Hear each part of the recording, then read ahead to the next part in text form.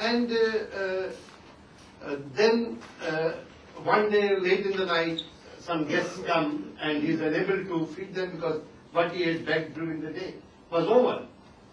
And the goddess appears before him and gives him a Achha Patra that you keep feeding till you keep feeding. You will keep getting, there will be no end to this. And the story as it goes, this is a Tamil classic, Manimekla is what it says that he is doing this feeding and Indra gets very jealous as is his wont. And he comes and tells him that you stop this. And he says, how can I stop this? This is God given and I'm giving it for that. And then Indra ensures that there is plenty everywhere, so that nobody goes to ask for food from him, nobody accepts food from him. In fact, in most of the texts, somebody accepting food from you is, you are obliged to the person who accepts food from you. But nobody is accepting food from him, so he cannot eat, because nobody is accepting food from him. So he gets very worried, he is not eating, though he has the Achha Patra in his hand. So some sailors come and tell him that there is Javaka in Indonesia, where people are, there is a great famine, why don't you come with us and we take Javaka. And he goes with them, and unfortunately the shipwreck, and he is on an uninhabited island. He is stranded.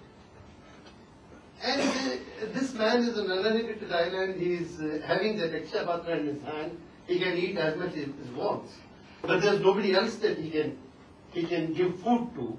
And there's this Vedvakya Kevalago Bhakti Kevaladi. One cannot eat alone, so he doesn't eat. And he throws that pot into a lake and fasts to death. Later, that pot comes in the hand of Manimekla, and then the rest of the story starts. But this kind of stories are everywhere.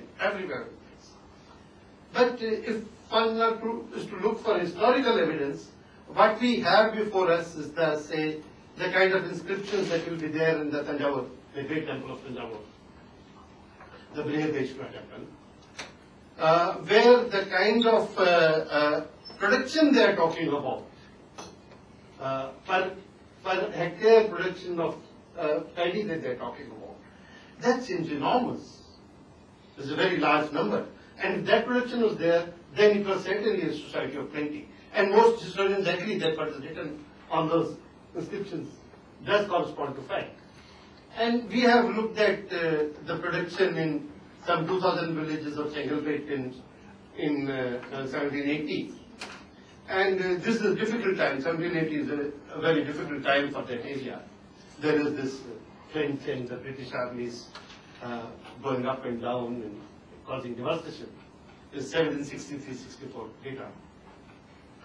And the per capita production per family, it is coming to something like 5 tons in that area. That's what we have calculated, which amounts to about the landlord place, the collector is saying the family is around 5 to 6. So about 800 kg per household, which will be enormous if you could ensure today 800 kg per capita today. Then we will be a great country today, and there will be no hunger. There will be no hunger. So one cannot, since we have not done that kind of history. I think, Bajaj, some of your own evidence that you were citing, for example, the king of Tanjore, writing to the British about an institutional mechanism called Chakra. This is not just scriptural quotations we are talking about. We are talking about the king writing to the British saying, this is what we are doing. This is the kind of taking care of everybody, feeding of all. And that tradition of giving without finding out whether you are BPL, above poverty line, below poverty line, what line, whether you are sick or not, whether you can work or not, unconditional giving. That's what he's writing about. And he's talking about an institutional framework within which it is happening, where contributions are coming from villages for feeding all these people incessantly. It is also evident in the example that you gave, Bhagwan, just now. If you go to Byas, Radhaswami, it's a whole city-state, where the police is their own, the law and order is their own, the municipal services, the health services, all. The government of India doesn't exist in this.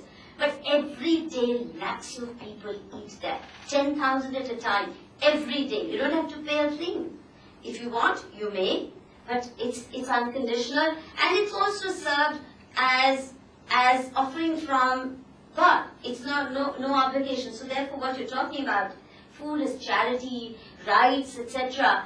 The issue of asserting your rights and saying, I also have a right in the way that the Indian Constitution now says, right to food, right to work, only when somebody is denying it. But if it is given to you as an offering, which if I offer it to you as my obligation, as the call of my conscience, I am human only if I make sure that everybody around me is well fed, then it's not. And in the same way, for example, you see in the Gurdwaras of Punjab,